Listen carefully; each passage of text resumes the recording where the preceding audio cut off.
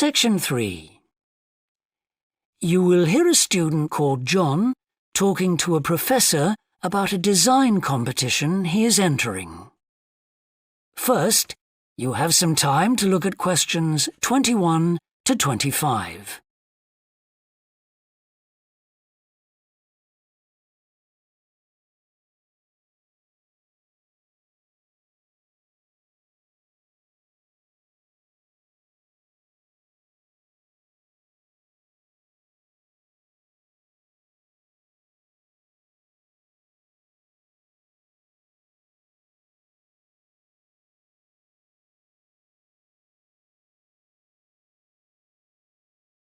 Now listen carefully and answer questions 21 to 25.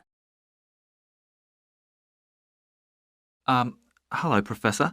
I'm John Wishart. I'm working on my entry for the Global Design Competition. My tutor said you might be able to help me with it. Ah, yes, I got a copy of your drawings. Come in and tell me about it. What sort of competition is it? Well, it's an international design competition, and we have to come up with a new design for a typical domestic kitchen appliance. I see. And are there any special conditions? Does it have to save energy, for example? Actually, that was the focus in last year's competition. This year's different. We have to adopt an innovative approach to existing technology, using it in a way that hasn't been thought of before. I see. That sounds tricky. And what kitchen appliance have you chosen? Well, I decided to choose the dishwasher. Interesting. What made you choose that? Well, they're an everyday kitchen appliance in most Australian houses, but they're all pretty boring and almost identical to each other. I think some people will be prepared to pay a little extra for something that looks different. It's a nice idea. I see you've called your design the rock pool. Why is that? Basically because it looks like the rock pools you find on a beach. The top is made of glass so that you can look down into it. And there's a stone at the bottom. Is that just for decoration? Actually, it does have a function. Instead of pushing a button, you turn the stone. So it's really just a novel way of starting the dishwasher. That's right. It's a really nice design. But what makes it innovative? Well, I decided to make a dishwasher that uses carbon dioxide. In place of water and detergent? How will you manage that? The idea is to pressurise the carbon dioxide so that it becomes a liquid. The fluid is then released into the dishwasher where it cleans the dishes all by itself. Sounds like a brilliant idea. Your system will totally do away with the need for strong detergents. So what happens once the dishes are clean? Well, to allow them to dry, the liquid carbon dioxide and the waste materials all go to an area called the holding chamber. That's where the liquid is depressurised and so it reverts to a gas. Then the oil and grease are separated out and sent to the waste system. It sounds like you've thought it all out very thoroughly. So what happens to the carbon dioxide once the process is complete? Not wasted, I hope. Actually, that's where the real savings are made. The carbon dioxide is sent back to the cylinder and can be used again and again. What a terrific idea. Do you think it will ever be built? Probably not, but that's okay. Well, I'm sure a lot of positive things will come out of your design. Before you hear the rest of the discussion, you have some time to look at questions 26 to 30.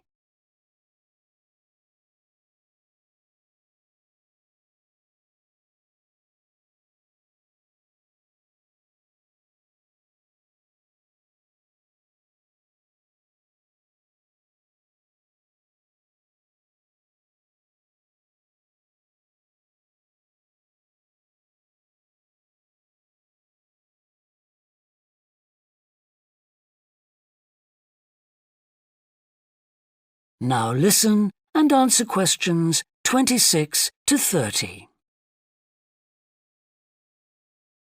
Now, you seem to have thought about everything, so what exactly did you need me to help you with?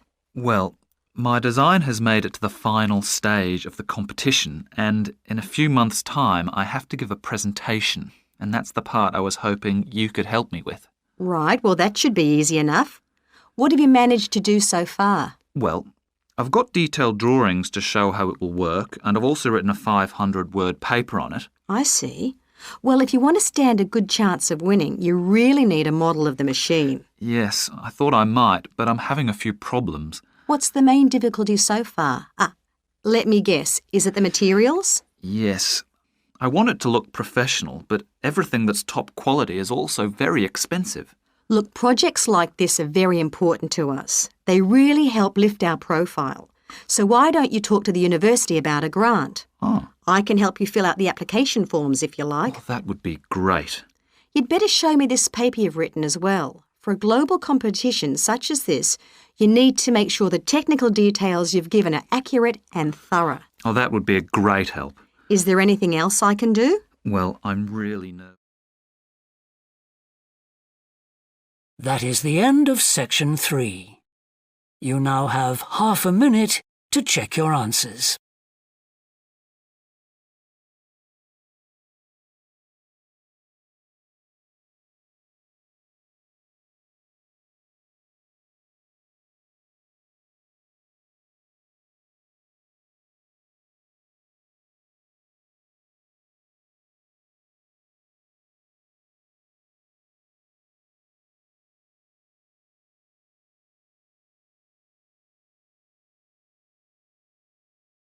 Now turn to section 4.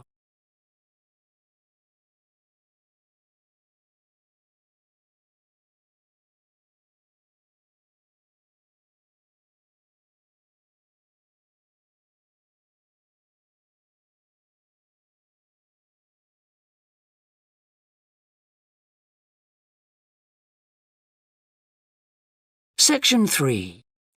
You will hear 2 anthropology students called Victor and Olivia discussing their joint presentation about a Norwegian explorer called Thor Heyerdahl. First, you have some time to look at questions 21 to 24.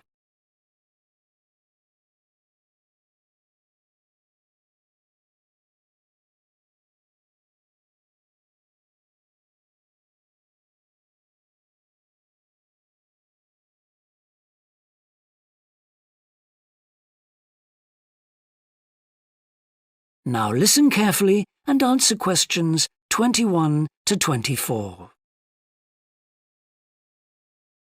Right, well, for our presentation, shall I start with the early life of Thor Heyerdahl? Sure. Why don't you begin with describing the type of boy he was, especially his passion for collecting things? That's right.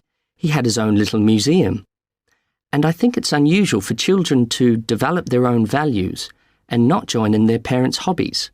I'm thinking of how Heyerdahl wouldn't go hunting with his dad, for example. Yeah, he preferred to learn about nature by listening to his mother read to him. And quite early on, he knew he wanted to become an explorer when he grew up.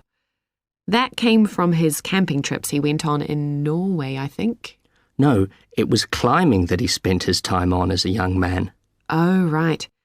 After university, he married a classmate and together they decided to experience living on a small island to find out how harsh weather conditions shaped people's lifestyles.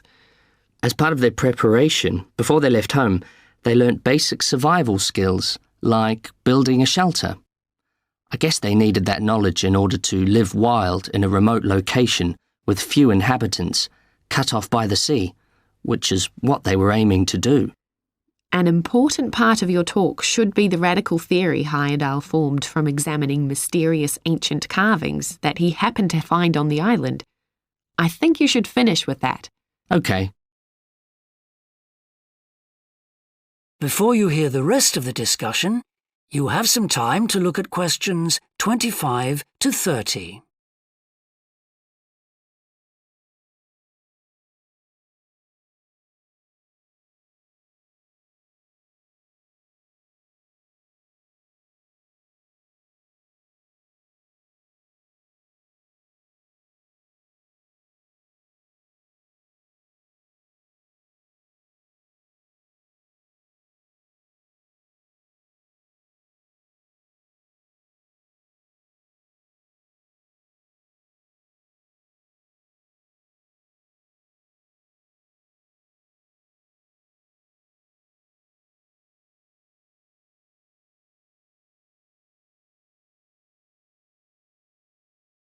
Now listen and answer questions 25 to 30.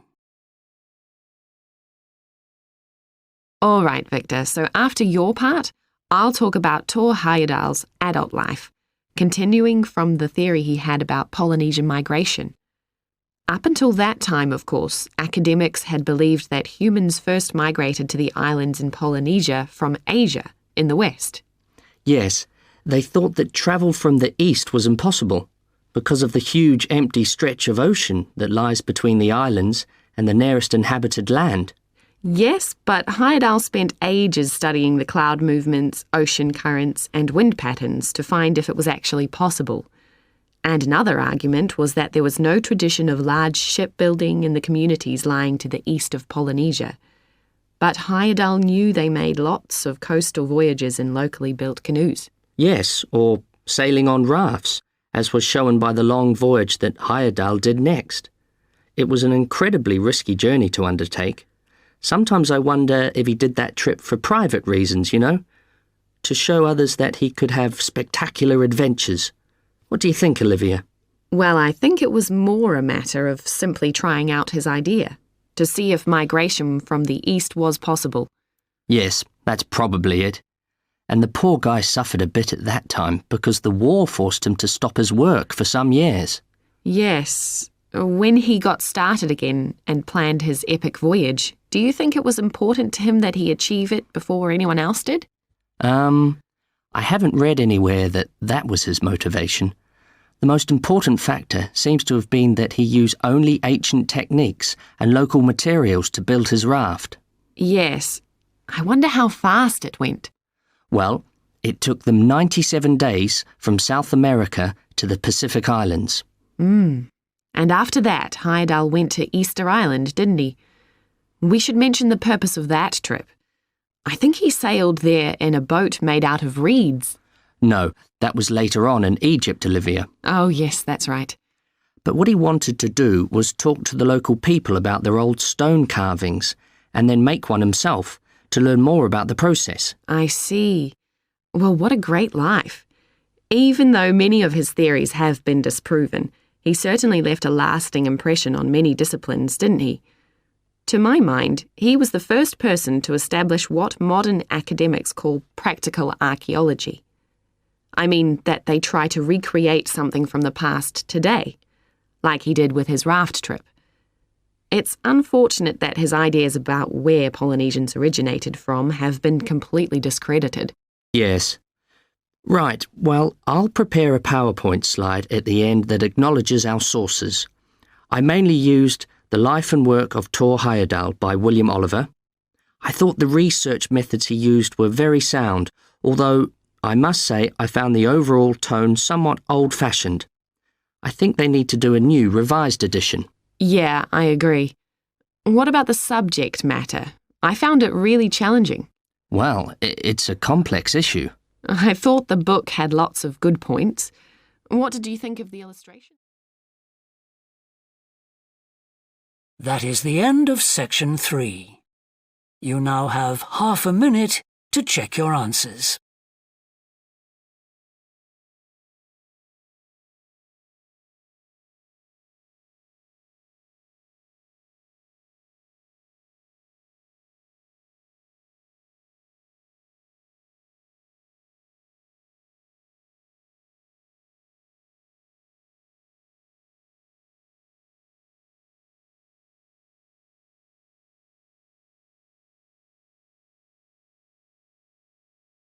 Now turn to section 4.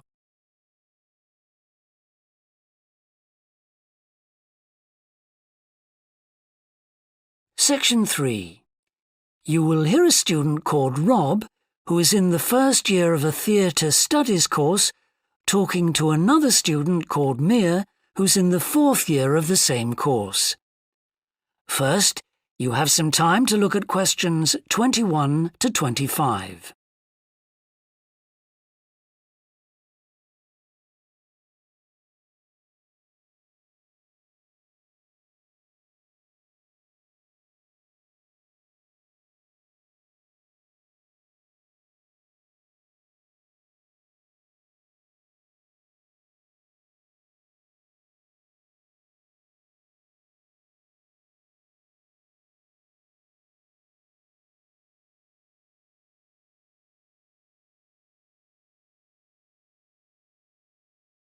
Now listen carefully and answer questions 21 to 25. Hi, Rob. How's the course going? Oh, hi, Mia. Yeah, great. I can't believe the first term's nearly over. I saw your group's performance last night at the student theatre. It was good. Really? Yeah, but now we have to write a report on the whole thing, an in-depth analysis. I don't know where to start. Like, I have to write about the role I played, the doctor, how I developed the character. Well, what was your starting point? My grandfather was a doctor before he retired, and I just based it on him. OK, but how? Did you talk to him about it? He must have all sorts of stories, but he never says much about his work, even now. He has a sort of authority, though. So, how did you manage to capture that? I'd visualise what he must have been like in the past when he was sitting in his consulting room listening to his patients. OK, so that's what you explain in your report. Right. Then there's the issue of atmosphere. So in the first scene, we needed to know how boring life was in the doctor's village in the 1950s. So when the curtain went up on the first scene in the waiting room, there was that long silence before anyone spoke. And then people kept saying the same thing over and over, like, cold, isn't it? Yes, and everyone wore grey and brown and just sat in a row. Yes, all those details of the production. And I have to analyse how I functioned in the group, what I found out about myself. I know I was so frustrated at times when we couldn't agree. Yes. So did one person emerge as the leader? Sophia did. That was okay. She helped us work out exactly what to do for the production, and that made me feel better, I suppose. When you understood what needed doing? Yes. And Sophia did some research too. That was useful in developing our approach. Like what? Well, she found these articles from the 1950s about how relationships between children and their parents, or between the public and people like bank managers or the police, were shifting. Interesting.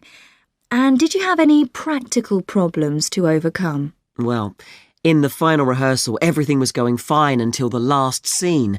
That's where the doctor's first patient appears on stage on his own. The one in the wheelchair? Yes.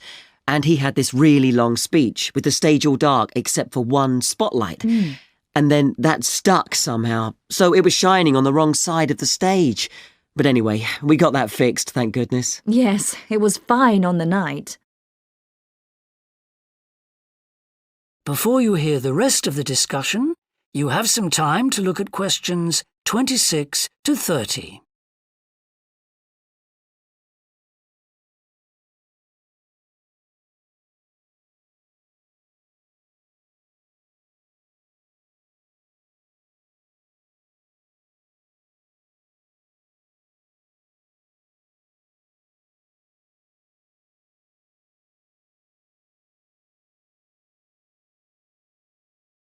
Now listen and answer questions 26 to 30.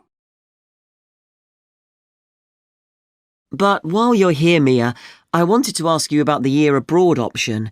Would you recommend doing that? Yes, definitely. It's a fantastic chance to study in another country for a year. I think I'd like to do it, but it looks very competitive. There's only a limited number of places. Yes. So, next year, when you're in the second year of the course, you need to work really hard in all your theatre studies modules. Only students with good marks get places. You have to prove that you know your subject really well. Right. So, how did you choose where to go? Well, I decided I wanted a programme that would fit in with what I wanted to do after I graduate. So I looked for a university with emphasis on acting rather than directing, for example. It depends on you. Then about 6 months before you go, you have to email the scheme coordinator with your top 3 choices. I had a friend who missed the deadline and didn't get her first choice, so you do need to get a move on at that stage. You'll find that certain places are very popular with everyone. And don't you have to write a personal statement at that stage? Yes. Right. I'll get some of the final year students to give me some tips. Maybe see if I can read what they wrote. I think that's a very good idea. I don't mind showing you what I did. And while you're abroad, don't make the mistake I made. I got so involved I forgot all about making arrangements for when I came back here for the final year. Make sure you stay in touch so they know your choices for the optional modules. You don't want to miss out doing your preferred specialisms. Right. That is the end of section 3. You now have half a minute to check your answers.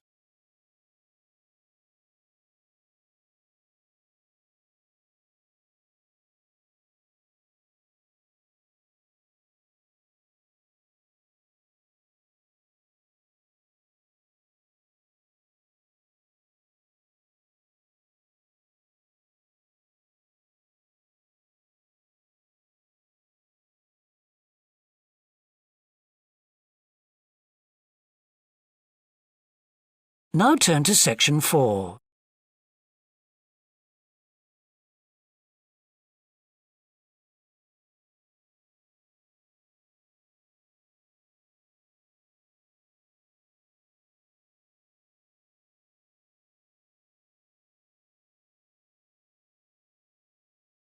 Section 3.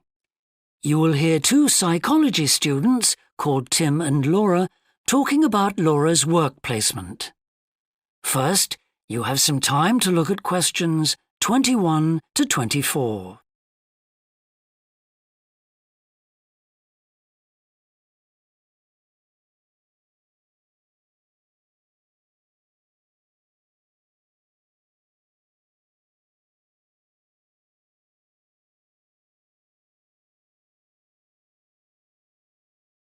Now listen carefully and answer questions 21 to 24. Hi, Laura. Could you spare a few minutes to talk about the work placement you did last summer?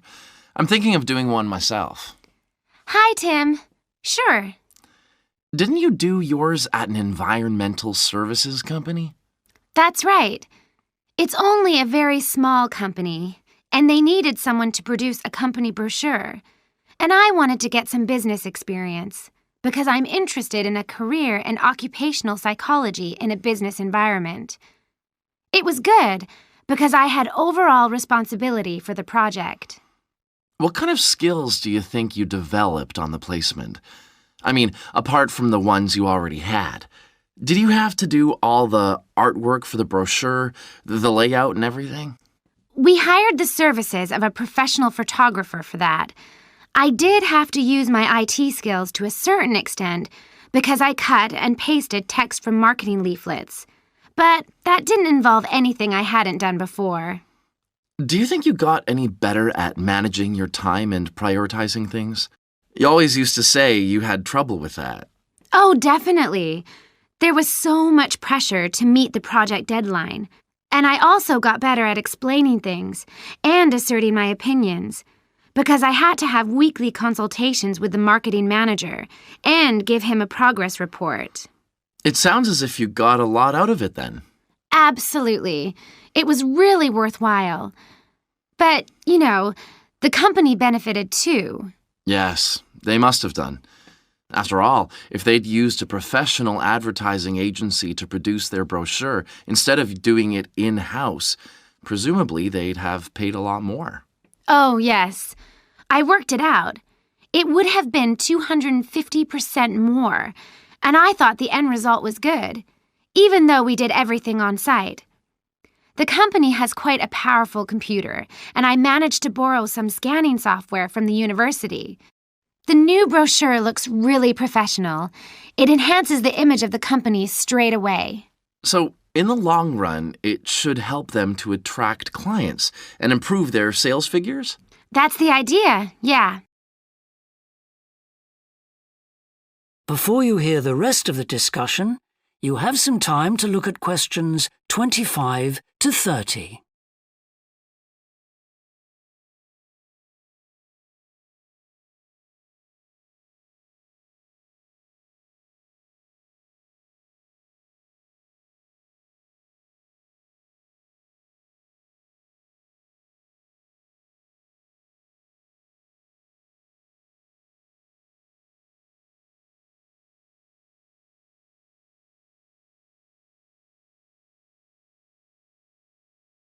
Now listen and answer questions 25 to 30. Well, all in all, it sounds very positive. I think I'll go ahead and apply for a placement myself. How do I go about it? It's easy enough to do because there's a government agency called STEP, STEP, that organizes placements for students. You should start by getting their booklet with all the details. I expect you can download one from their website. Actually, they've got copies in the psychology department. I've seen them there. I'll just go to the office and pick one up. Right. And then, if I were you, after I'd looked at it, I'd go over all the options with someone. I suppose I should ask my tutor's advice. He knows more about me than anyone. One of the career officers would be better. They've got more knowledge about the jobs market than your personal tutor would have. Okay. And then, when you know what you want, you can register with STEP. You'll find their address in the booklet. And once you've registered, they assign you to a mentor who looks after your application. And then I suppose you just sit back and wait till you hear something? They told me at the careers office that it's best to be proactive and get updates yourself by checking the website for new placement alerts. Your mentor is supposed to keep you informed, but you can't rely on that. I don't suppose it's a good idea to get in touch with companies directly, is it? Not really. But it is the company who notifies you if they want you to go for an interview. You get a letter of invitation or an email from personnel department. And do I reply directly to them? Yes, you do. STEP only gets involved again once you've been made a job offer. Right. So once you've had an interview, you should let your mentor know what the outcome is? I mean, whether you're offered a job and whether you've decided to accept it? That's right. They'll inform the careers office once a placement has been agreed, so you don't have to do that. Is that all then? More or less. Only once you've accepted an offer, you'll probably have to supply a reference, because the placement will be conditional on that. And that's something you should ask your own tutor to provide. He knows about your academic ability and also about your qualities, like reliability. Well, thanks very much for the information. I'm starting to look forward to... That is the end of section 3. You now have half a minute to check your answers.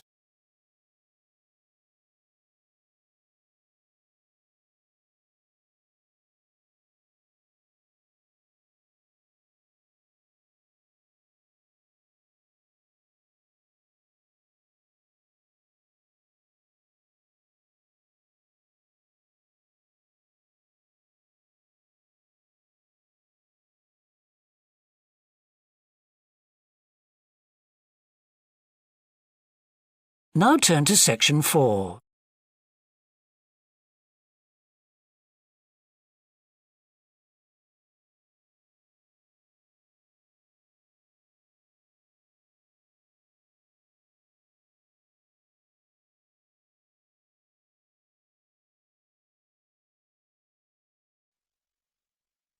Section 3. You will hear two psychology students called Lisa and Greg discussing a project they have to do. First, you have some time to look at questions 21 to 27.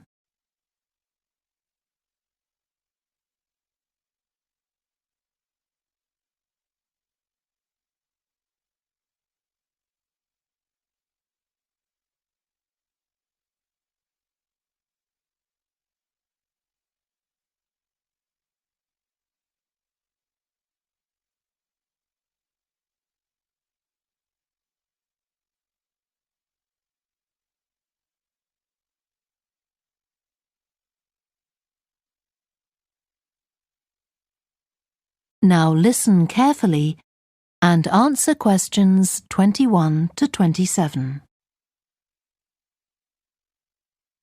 OK, Greg.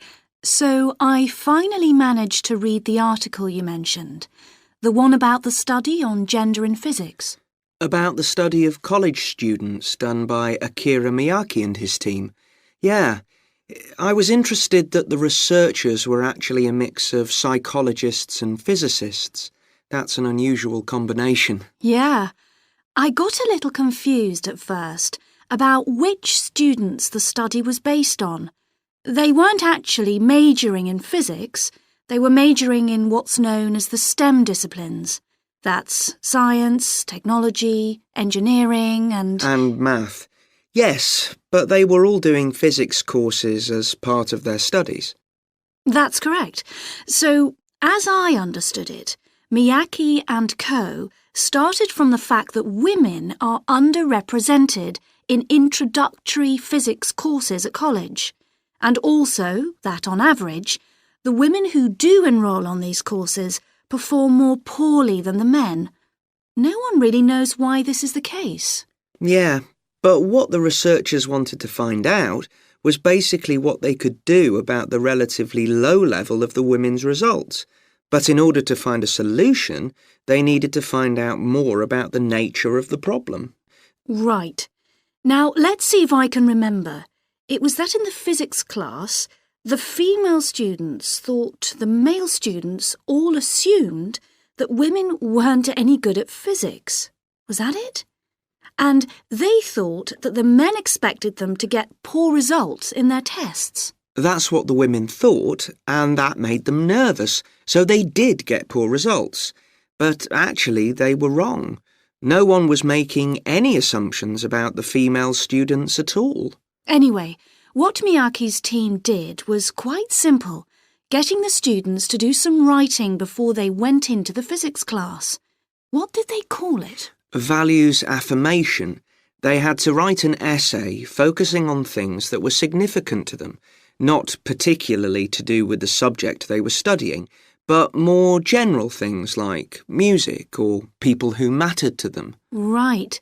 So the idea of doing the writing is that this gets the students thinking in a positive way. And putting these thoughts into words can relax them and help them overcome the psychological factors that lead to poor performance. Yeah. But what the researchers in the study hadn't expected was that this one activity raised the women's physics grades from the C to the B range. A huge change. Pity it wasn't to an A, but still. No, but it does suggest that the women were seriously underperforming beforehand in comparison with the men. Yes. Mind you, Miyake's article left out a lot of details, like did the students do the writing just once or several times? And had they been told why they were doing the writing? That might have affected the results. You mean if they know the researchers thought it might help them to improve, then they just try to fulfill that expectation?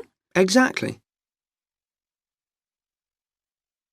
Before you hear the rest of the discussion, you have some time to look at questions 28 to 30.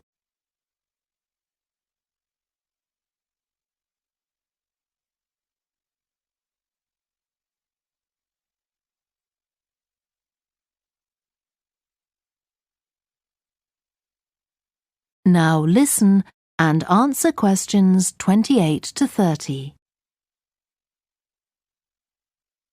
So anyway, I thought for our project we could do a similar study, but investigate whether it really was the writing activity that had that result. OK, so we could ask them to do a writing task about something completely different, something more factual, like a general knowledge topic. Maybe. Or we could have half the students doing a writing task and half doing something else, like an oral task. Or even half do the same writing task as in the original research and half do a factual writing task. Then we'd see if it really is the topic that made the difference or something else. That's it. Good. So, at our meeting with the supervisor on Monday, we can tell him we've decided on our project. We should have our aims ready by then. I suppose we need to read the original study. The article's just a summary. And there was another article I read by Smolinski. It was about her research on how women and men perform in mixed teams in class, compared with single-sex teams and on their own. Let me guess, the women were better at teamwork. That's what I expected.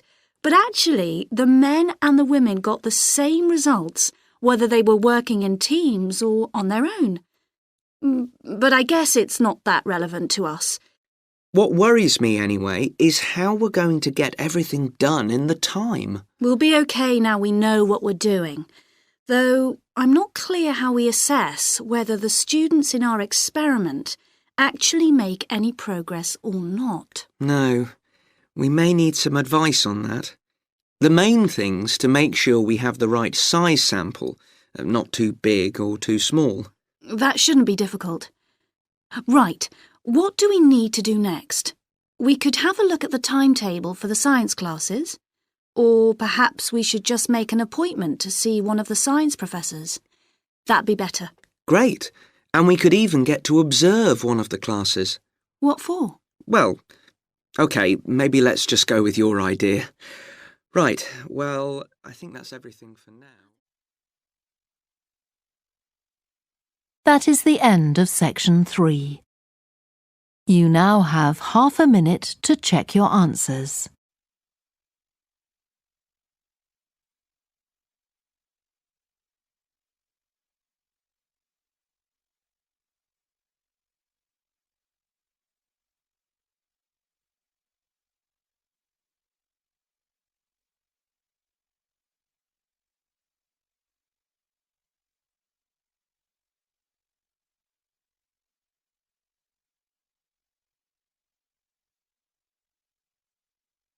Now turn to section 4. Section 3.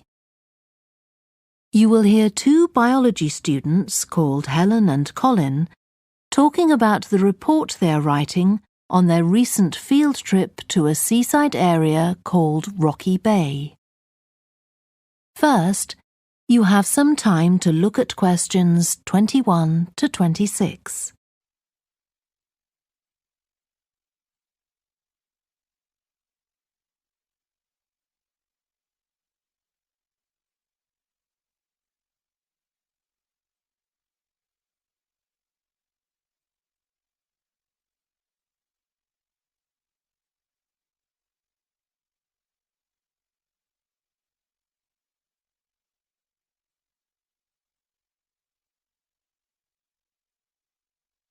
Now listen carefully and answer questions 21 to 26.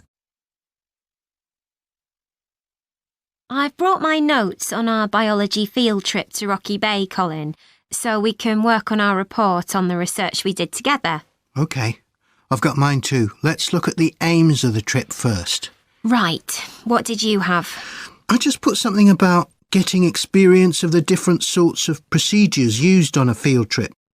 But we need something about what causes different organisms to choose particular habitats. I agree. And something about finding out how to protect organisms in danger of dying out. In our aims? But we weren't really looking at that. I suppose not. OK, now there's the list of equipment we all had to bring on the field trip.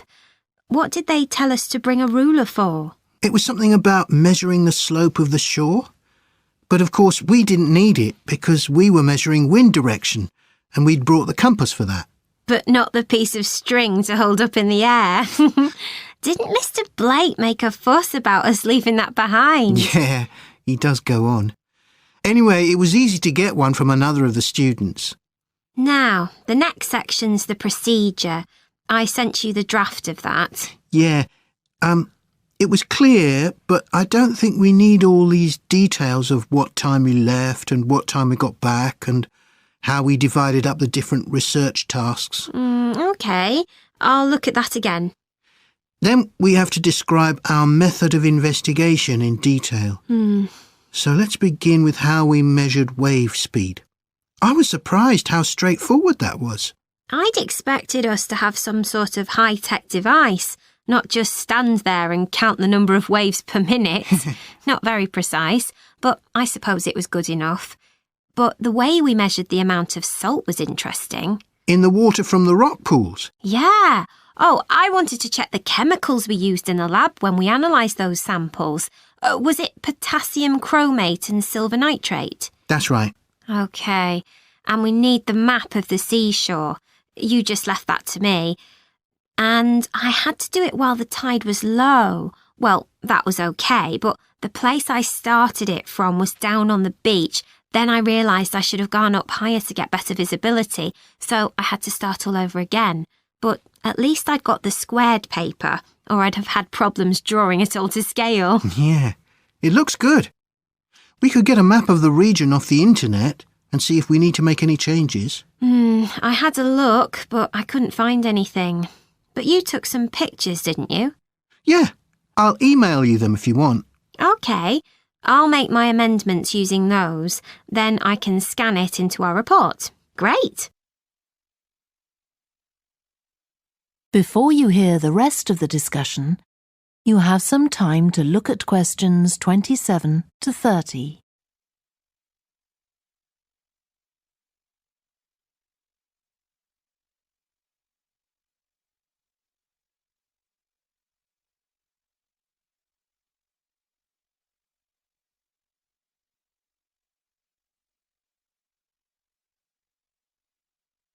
Now listen and answer questions 27 to 30. Now, when we get to our findings, I thought we could divide them up into the different zones we identified on the shore and the problems organisms face in each zone. So for the highest area... The splash zone? Yeah. We found mostly those tiny shellfish that have strong hard shells that act as protection. But not from other organisms that might eat them, predators. No, that's not the main danger for them, but the shells prevent them from drying out because they're in the open air for most of the time. Right.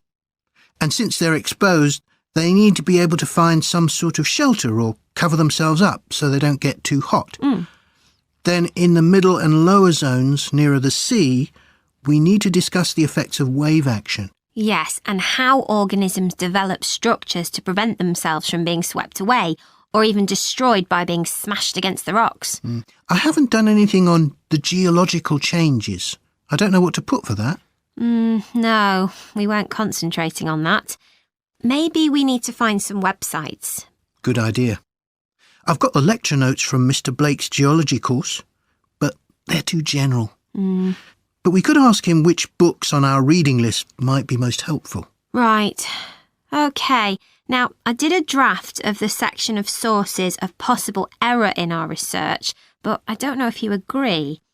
For example, the size of the sample and whether it's big enough to make any general conclusions from. But I thought actually we did have quite a big sample. We did. And our general method of observation seemed quite reliable. But we might not be all that accurate as far as the actual numbers go. Yeah, we might have missed some organisms, if they were hiding under a rock, for example. I wasn't sure about the way we described their habitats. I decided it was probably OK. Yeah, and the descriptions we gave of the smaller organisms, they weren't very detailed, but they were adequate in this context. I'm not sure we identified all the species correctly, though. OK. We'd better mention that. Now, how are we going to... That is the end of section 3. You now have half a minute to check your answers.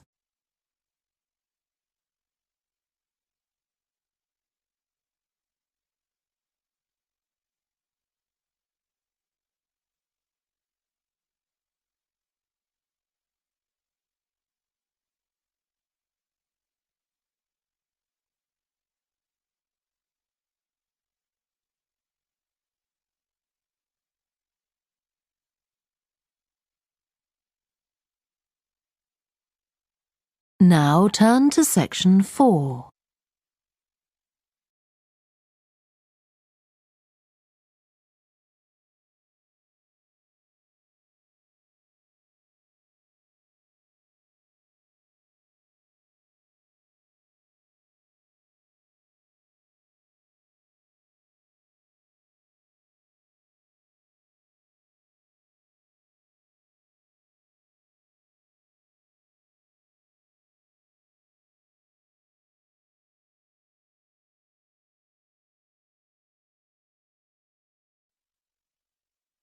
Section 3.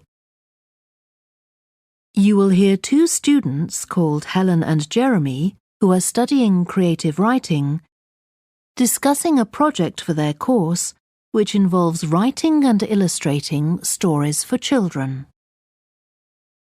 First, you have some time to look at questions 21 to 26.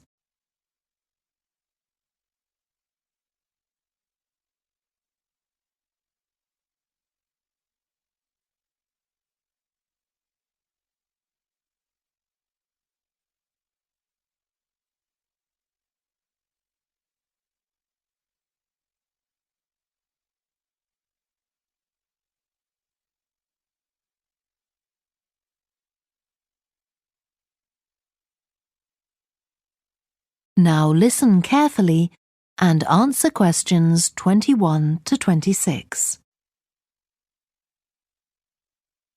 Hello, Helen. Sorry I'm late. Hi, Jeremy, no problem. Well, we'd better work out where we are on our project, I suppose. Yeah, I've looked at the drawings you've done for my story, The Forest, and I think they're brilliant. They really create the atmosphere I had in mind when I was writing it. Oh, I'm glad you like them. There are just a few suggestions I'd like to make. Go ahead. Now, I'm not sure about the drawing of the cave. It's got trees all around it, which is great, but the drawing's a bit too static, isn't it? I think it needs some action. Yes, there's nothing happening. Perhaps I should add the boy, Malcolm, isn't it? He would be walking up to it. Yes, let's have Malcolm in the drawing. And what about putting in a tiger? The one that he makes friends with a bit later. Maybe it could be sitting under a tree, washing itself. And the tiger stops in the middle of what it's doing when it sees Malcolm walking past. That's a good idea. OK, I'll have a go at that. Then there's the drawing of the crowd of men and women dancing. They're just outside the forest, and there's a lot going on. That's right. You wanted them to be watching a carnival procession, but I thought it would be too crowded. Do you think it works like this? Yes, I like what you've done. The only thing is, could you add Malcolm to it without changing what's already there? What about having him sitting on the tree trunk on the right of the picture? Yes, that would be fine. And do you want him watching the other people? No, he's been left out of all the fun, so I'd like him to be crying. That'll contrast nicely with the next picture where he's laughing at the clowns in the carnival. Right, I'll do that. And then the drawing of the people ice skating in the forest. I wasn't too happy with that one. Because they're supposed to be skating on grass, aren't they? That's right, and it's frozen over. At the moment, it doesn't look quite right. I see what you mean. I'll have another go at that. And I like the wool hats they're wearing. Maybe you could give each of them a scarf as well? Yeah, that's easy enough. They can be streaming out behind the people to suggest they're skating really fast. Great. Well, that's all on the drawings. Right. So you finish writing your story, and I just need to finish illustrating it, and my story and your drawings are done. Before you hear the rest of the discussion, you have some time to look at questions 27 to 30.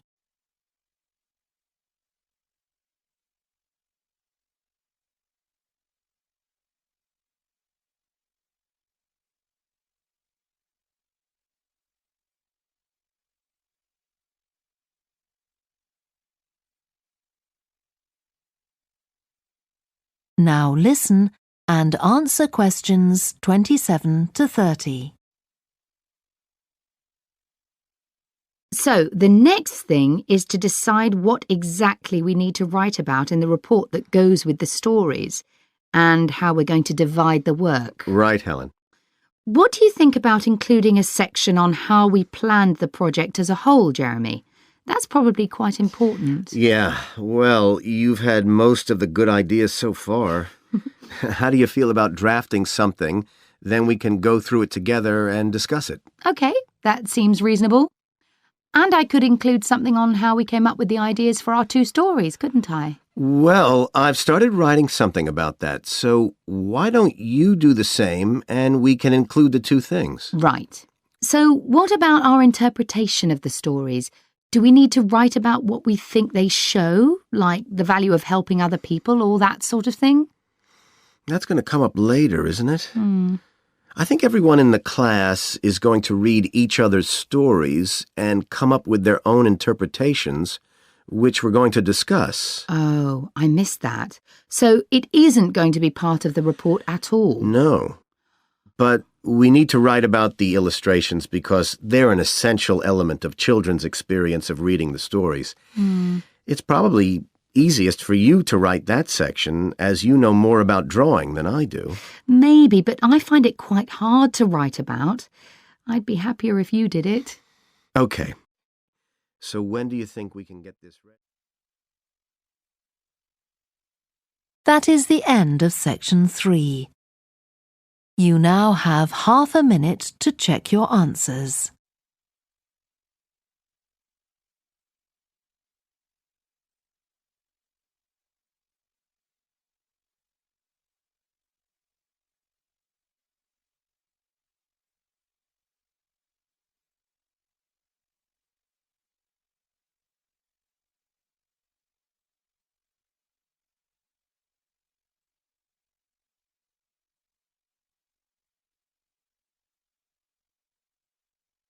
Now turn to section 4.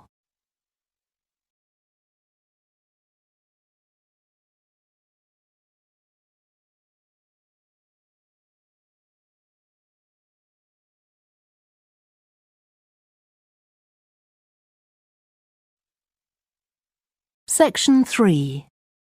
You will hear a student called Joanna talking to her new supervisor about some research she has done on psychology and music. First, you have some time to look at questions 21 to 26.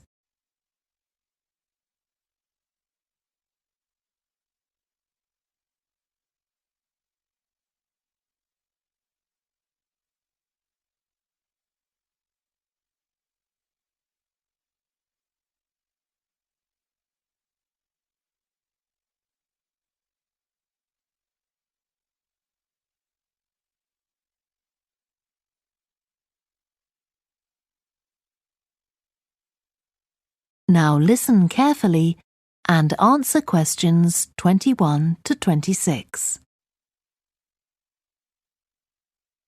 Hi, Joanna. Good to meet you. Now, before we discuss your new research project, I'd like to hear something about the psychology study you did last year for your master's degree. So, how did you choose your subjects for that?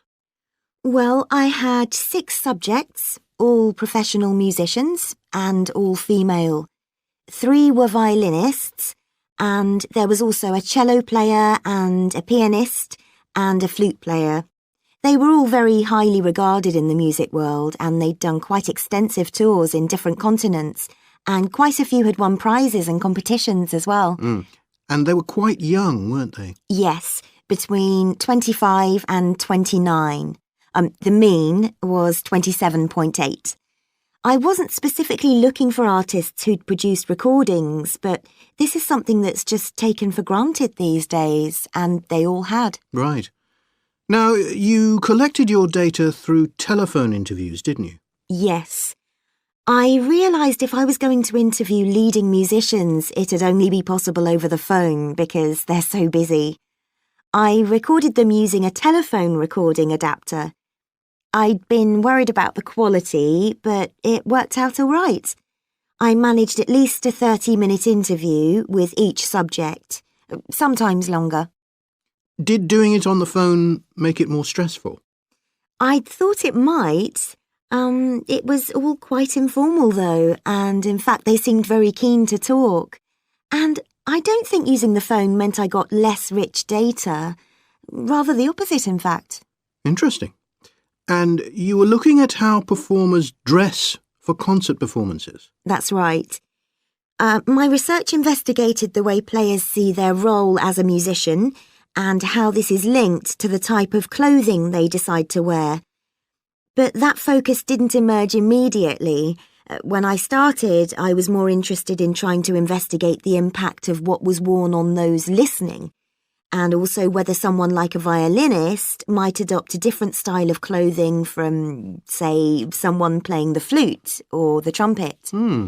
It's interesting that the choice of dress is up to the individual, isn't it? Yes, you'd expect there to be rules about it in orchestras, but that's quite rare. Before you hear the rest of the discussion, you have some time to look at questions 27 to 30.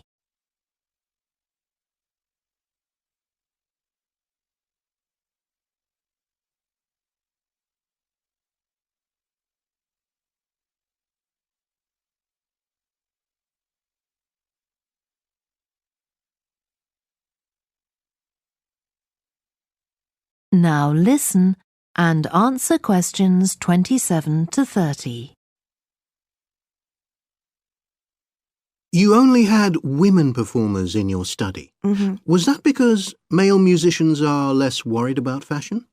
I think a lot of the men are very much influenced by fashion, but in social terms, the choices they have are more limited. They'd really upset audiences if they strayed away from quite narrow boundaries. Now, popular music has quite different expectations. Did you read Mike Frost's article about the dress of women performers in popular music? No. Well, he points out that a lot of female singers and musicians in popular music tend to dress down in performances and wear less feminine clothes, like jeans instead of skirts. And he suggests this is because otherwise they'd just be discounted as trivial. But you could argue they're just wearing what's practical. I mean, a pop music concert is usually a pretty energetic affair. Yes, he doesn't make that point, but I think you're probably right. I was interested by the effect of the audience at a musical performance when it came to the choice of dress. The subjects I interviewed felt this was really important. It's all to do with what we understand by performance as a public event. They believed the audience had certain expectations, and it was up to them as performers to fulfil these expectations, to show a kind of esteem. They weren't afraid of looking as if they'd made an effort to look good. I think in the past, the audience would have had those expectations of one another too, but that's not really the case now. Not in the UK, anyway. No. And I also got interested in what sports scientists are doing too, with regard to clothing. Musicians are quite vulnerable physically, aren't they? Because the movements they carry out are very intensive and repetitive. So I'd imagine some features of sports clothing could safeguard the players from the potentially dangerous effects of this sort of thing. Yes, but musicians don't really consider it. They avoid clothing that obviously restricts their movements, but that's as far as they go. Anyway, coming back to your own research, do you have any idea where you're going from here? I was thinking of doing a study using an audience, including... That is the end of section 3. You now have half a minute to check your answers.